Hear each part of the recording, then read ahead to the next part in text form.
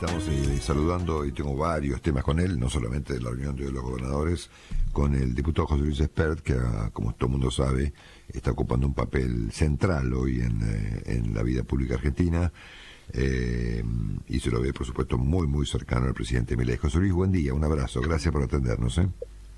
Hola, ¿qué tal? Muy buen día, Marcelo, gran saludo para ustedes, la producción y Gracias. los oyentes. Gracias, José Luis. Bueno, tengo un par de preguntas económicas en tu rol de economista antes de preguntarte por el gobierno, los gobernadores, los impuestos y demás. Yo quiero entender este fenómeno. La inflación está eventualmente bajando. El dato de inflación de la Ciudad de Buenos Aires confirma que el dato de febrero de la Nación podría estar más cerca del 14, del 15 que del 20.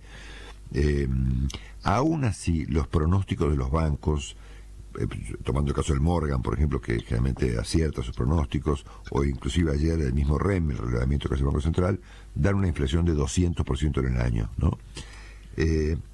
Entonces, ¿me puedes explicar esa diferencia? ¿Por qué la inflación baja, pero sigue habiendo un pronóstico de 200% para el año, ¿no? Bueno, para inicialmente meter más confusión todavía, te diría que en marzo, si uno le quita los componentes de ajuste que va a haber seguramente de los precios regulados, la inflación va a ser más baja que la de febrero, y en abril, mayo, como tarde a mitad de año, a lo mejor estamos con una inflación mensual de un dígito, y a pesar de eso la inflación del año te va a dar un número como el que vos decís, y eso es como consecuencia que la inflación anual, cuando uno dice la inflación de tal año fue tanto, se mide el índice de precio del mes de diciembre del año en el que estás contra el índice del mes de diciembre del año anterior.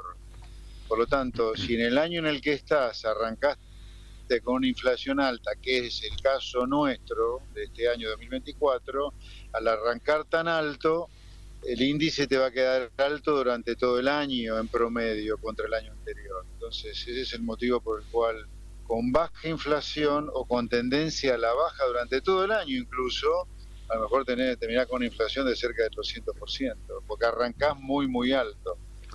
Ajá, ok. Bueno, es un tema de estadística, te diría, más que nada. En lo profundo, a lo mejor terminamos el año, si todo funciona bien, con una inflación mensual muy, muy baja, pero el año te va a dar alto porque arrancaste el 2024 muy, muy, muy arriba, y como se mide diciembre del 2024 contra diciembre del 2023, y enero, febrero, marzo, abril te dieron inflaciones altísimas, terminarás con una inflación anual muy, muy alta. Okay. Segunda pregunta. ¿Se entiende? Se entiende. Segunda pregunta económica.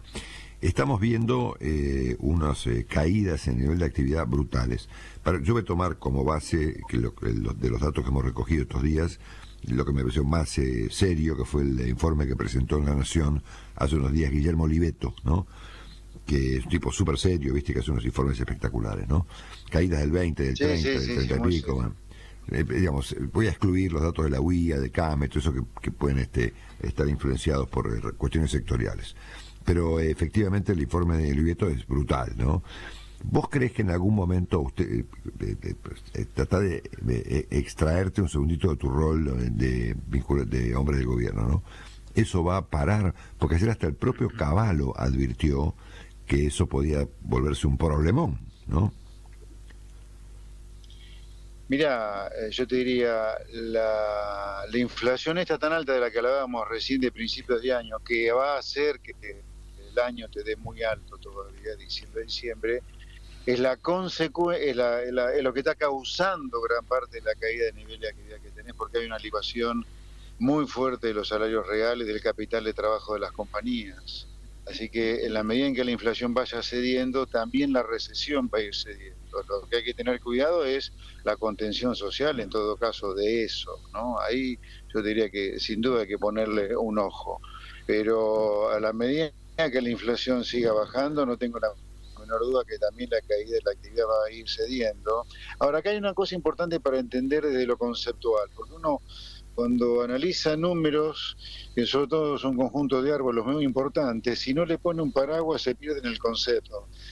El gobierno está haciendo un ajuste fiscal y monetario muy fuerte. Como la inflación es un fenómeno monetario, está bárbaro el camino de ir cortando una fuente de inflación que es la emisión monetaria. Ahora, cuando uno dice que la inflación es un problema monetario, lo que dice que es un problema en el mercado monetario, pero es de oferta de dinero y de demanda de dinero. Es como el precio de la papa, ¿no? Si el precio de la papa te sube es porque o cayó la oferta, o subió la demanda, o tenés un poco de los dos. Por eso siempre es un problema el precio de algo en el mercado, de ese algo, de oferta de ese algo y de demanda de ese algo. Con el dinero pasa lo mismo. La inflación es un problema monetario, de oferta de dinero. Ese es el gran corte que está haciendo el gobierno del presidente Milei con toda la fuente de emisión monetaria, que es básicamente el déficit fiscal, pero también es un problema de demanda de dinero. Y en la demanda de dinero tiene que ver la confianza, y en la confianza tiene que ver la sostenibilidad o no que se le percibe al programa de ajuste fiscal. Y ahí tiene que ver mucho lo que está pasando, lo que ha pasado con las bases, lo que puede pasar con las 10 leyes anticasta que presentó el presidente el día de la inauguración de las sesiones ordinarias, las 10 leyes que están adentro del consenso para el pacto del 25 de mayo. O sea, hay mucho tiene que ver la política también, el resto de la política, los gobernadores de provincia que comiencen a negociar con el Ejecutivo, el ajuste que hagan los gobiernos de provincia, el ajuste que hagan los municipios. Acá la demanda de dinero tiene que ver con la confianza que hay, la credibilidad y la sostenibilidad en el programa de ajuste. Ahí el resto de la política, sacando la política del Ejecutivo Nacional, tiene mucho que ver, mucho que ver. Acá la política tiene que acompañar esto, porque si no el ajuste por el lado de la oferta de dinero que se está cortando va a ser muy recesivo. Correcto. Willy, ¿querés preguntar algo de economía? Sí, antes claro. de ver el tema de los gobernadores? Dale. Por supuesto, un abrazo grande, José Luis, buen día. Hola, ¿qué tal? Buen día, Willy. Bien. Ahora, uno está viendo que algo de demanda de dinero empieza a aparecer. Vos fijate lo que está pasando con el tipo de cambio. Evidentemente la gente necesita pesos, está vendiendo dólares, y esto de que el dólar baje con la inflación subiendo, ¿es bueno o es malo, profesor? A ver, la inflación está bajando. Tuvimos 25,5 en enero, vamos a tener 14,15 en febrero. En marzo la inflación ya va a dar cerca de 10, y a lo mejor antes de mitad de año tenemos inflación de un dígito. Y yo vuelvo con lo anterior, siendo lo más coherente posible. La baja de la inflación va a empezar a provocar una caída en el proceso de licuación de los salarios reales del capital de trabajo en las empresas, y eso ya de por sí solo es reactivante. Y como siempre pasa, primero se ajustan los activos financieros y después viene la economía real. Yo te diría que el dólar esté dejando de subir, en el peor de los casos, cuando no bajando, es un preanuncio que el proceso de licuación y el proceso recesivo va a empezar a aflojar en los próximos meses. Y en ese sentido tengo que decir a la gente que lamentablemente este trago amargo lo tenemos que pasar porque el anterior gobierno nos dejó plantado una crisis que podemos discutir si iba a ser una hiper, un 2001, un Rodrigazo, o iba a ser un quilombazo, sí, lo que nos dejaron plantado. Y salir de ese lugar no es fácil. Ahora, es la única manera, por otro lado, de persistir en el camino este, que es el único que el mundo civilizado reconoce para salir de estas crisis. Va a haber una luz al final del túnel, que no va a ser un tren que viene de frente, sino la luz de, empezar a ver un país diferente. Y entonces, lamentablemente, este mal trago lo tenemos que pasar, pero luego este mal trago Argentina va a empezar a recuperarse. A ver, yo te diría, si los gobernadores acompañan el ajuste, si los municipios también hacen el ajuste, y se empieza a trabajar en el Congreso sobre cosas de sentido común, como por ejemplo una nueva ley de relaciones laborales, mucho más flexible, mucho más para el trabajador, que le quiten privilegios a los indigarcas, con una Argentina que empiece a abrirse al mundo, que tire a la basura el pescado podrido de la sustitución de importaciones, que vaya una nueva ley de financiamiento de los partidos políticos. A mí me parece clave esto. Terminemos con la mentira de que la política se financia con los recursos que te pone el Estado para financiarte. Todo el mundo lo sabe a esto. Permitamos de manera bien abierta que el sector privado se involucre en la política de manera clara, y no por afuera como todos sabemos lo que está en política que ocurre hoy. Y a mí me parece crítico empezar a poner las cosas sobre la mesa, ¿no? ¿Qué sé yo? Que te cobren tasa de red vial cuando no te mantienen los caminos rurales y el intendente de la ciudad X se lo termina choreando, ¿viste? Basta, no le paguen la tasa de red vial si el intendente no te mantiene los caminos rurales. O sea, el sector privado también tiene que poner las bolas en todo esto, además de que las provincias hacer el ajuste, los municipios hacer el ajuste, la nación persistir con el ajuste. Por ejemplo, me parece bien que los legisladores en el Congreso quedemos desenganchados de los empleados del Congreso en los ajustes de salario. Por eso está bien dar marcha atrás con el ajuste que inicialmente se decidió, que no es decisión al estilo rey o señor feudal, lo que hicieron Menem en la Cámara de Diputados y Villarón en el Senado, sino que hubo un acuerdo salarial para todos los empleados del Congreso de 16% para enero y 12% para febrero, y los legisladores somos empleados del Congreso y terminamos enganchados con eso. Pero a mí me parece bien desenganchar, porque la política tiene que dar un mensaje de empatía con la sociedad y no ajustar sus salarios a la velocidad del resto de los empleados del Congreso, porque tenemos que mostrar, la gente la sufre y nosotros también la empezamos a sufrir también. Pero quiero dejar claro esto, que no ha sido una decisión que haya tal estilo, señor Fal, como hubiera ocurrido antes. Pero está bien que nosotros no lo tengamos y está bien que se revierta este aumento para empatizar con la sociedad.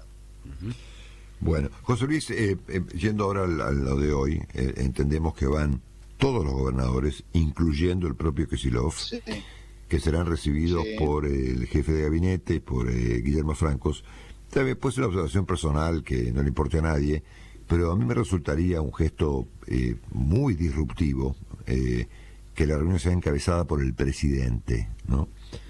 No sé si opinas algo al respecto, o te parece relevante, pues no te parece relevante. A mí me parece muy importante. Sí, no, desconozco si el presidente va a estar o no, capaz que está, no lo descartemos. Sí. Yo soy de la idea de dialogar con todo el mundo, siempre. Manteniendo muy firme lo que uno tiene que hacer, el camino que hay que...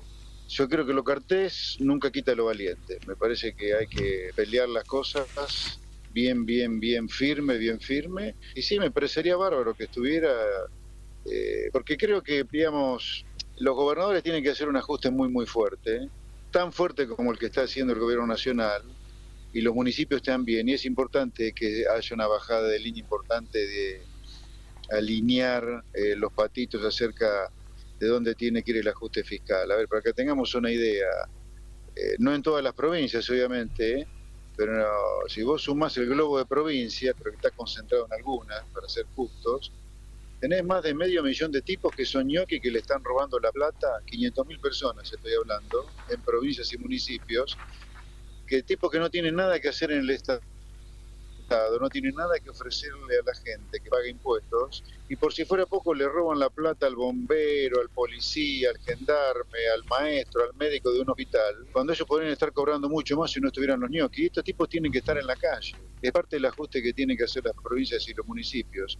Y aprovechando esta reunión, que va a ocurrir hoy, que me parece muy importante, hay que empezar a poner sobre la mesa otras cosas que tienen que estar claras. La coparticipación federal de impuestos, este sistema impositivo por el cual, siendo muy sintético, la AFIP recauda y las provincias gastan, es un sistema muy perverso que hay que cambiar. Como mínimo, lo que tiene que cambiar es el componente redistributivo que tiene la coparticipación, que es que las provincias supuestamente grandes y ricas financian a los estados de provincias supuestamente chicas y pobres. Digo esto porque acá hay 10 provincias que ponen y el resto recibe más de lo que pone. Estoy hablando de Cava, provincia de Buenos Aires, Santa Fe, Mendoza, Córdoba y las neuquinas y las patagónicas como Neuquén, Río Negro, Chubut, Santa Cruz, y otra que pone es La Pampa. El resto recibe más de lo que pone y esto no es justo. Una cosa es que la FIP recaude y todas las provincias gasten los impuestos federales, pero otra cosa es que el pobre de la provincia de Buenos Aires, por ser una provincia grande, esté financiando los amigotes de Infrano Capitanich en su momento en Formosa y Chaco. Esto tiene que terminar.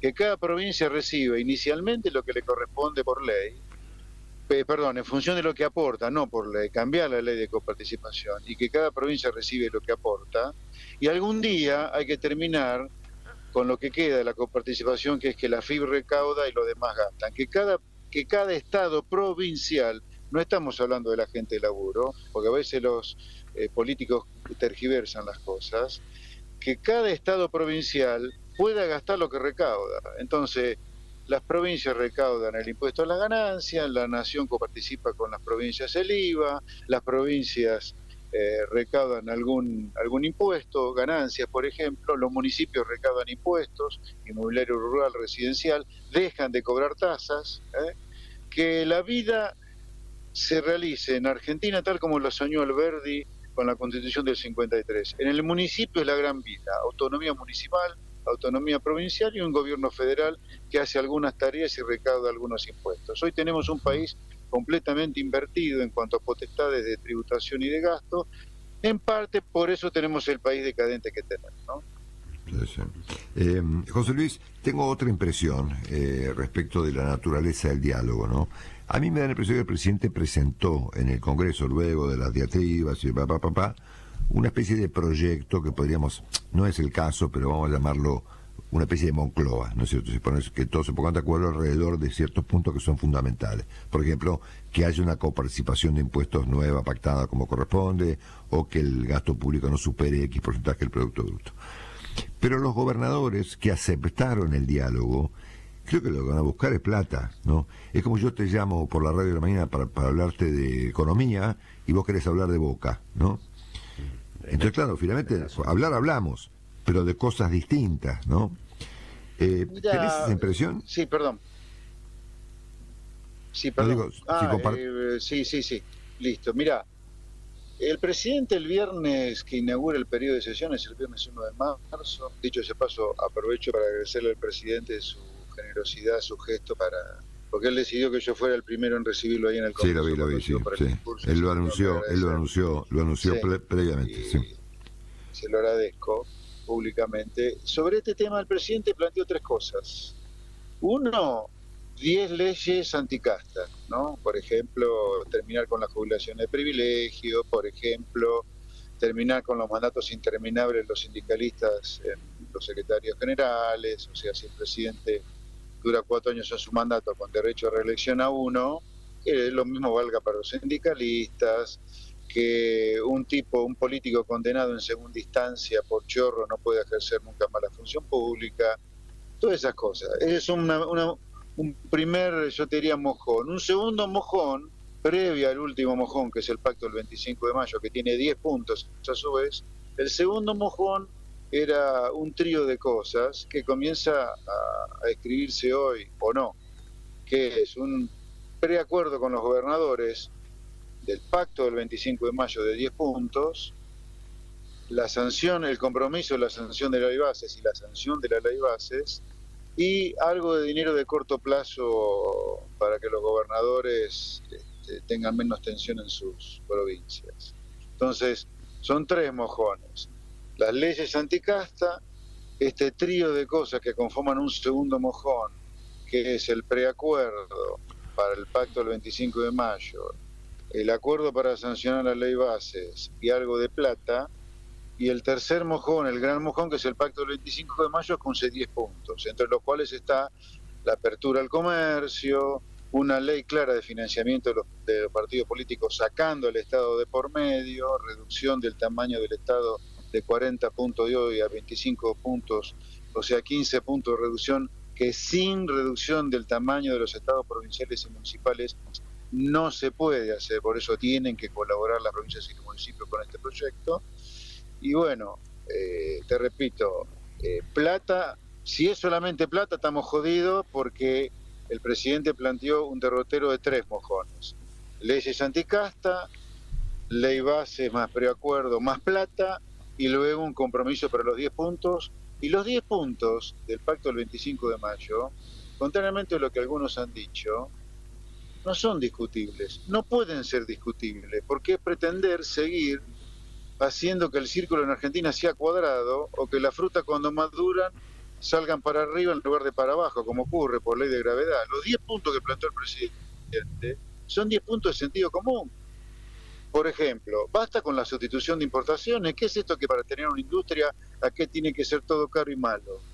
En el mundo, donde la gente vive bien, las industrias compiten con el mundo. Si no, todo el mundo viviría con la economía cerrada del comercio. Sí, claro, el mundo que prospera vive completamente abierto al mundo. Uh-huh. En los países donde la gente prospera, a vos no te violan o arrasan impuestos como acá, sino que tenés políticos que gastan de manera prudente y recaudan de manera razonable. No hay este delirio de coparticipación que redistribuye ingresos, pero además después las provincias le das por afuera con los fondos fiduciarios, todo negocio trucho, y además le das más plata todavía por afuera de la coparticipación y los fondos fiduciarios como son transferencias presupuestarias. Al final las provincias terminan recibiendo, como en 2023, 35.000 millones de dólares de coparticipación, 4.000 millones de dólares por los fondos fiduciarios y 3.500 millones de dólares por transferencia presupuestaria. Esa joda no existe en el mundo donde la gente prospera. En el mundo donde la gente prospera, vos tenés sindicalistas que defienden al trabajador, no sindigarcas como acá, que no les importa que 8 millones de trabajadores, la mitad de los trabajadores estén negros, cagados de hambre, sin ningún derecho, y ellos viajan en jet, en privado, en primera y autos de altísima gama, ¿viste?